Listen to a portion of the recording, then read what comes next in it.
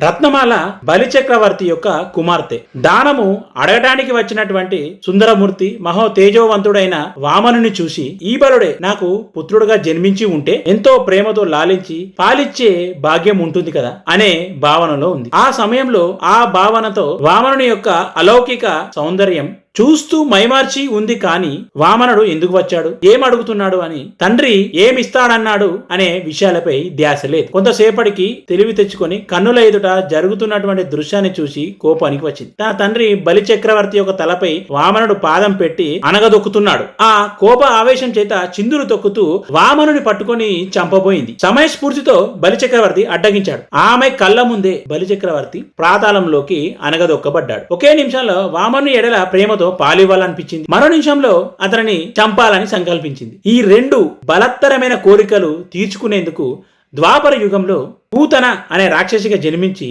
బాలకృష్ణునికి పాలిచ్చి చంపాలనుకుంది. ఆ లీల మానుష అవతారమూర్తికి ఆమె యొక్క పుట్టు పూర్వర్తాలు తెలుసు. పాలు తాగి ఆమె కోరికను తీర్చాడు. కృష్ణుని చంపాలనుకుంది, కానీ తానే చావును కొని తెచ్చుకుంది. కృష్ణుని చేతులు మరణించి విముక్తిని పొందింది.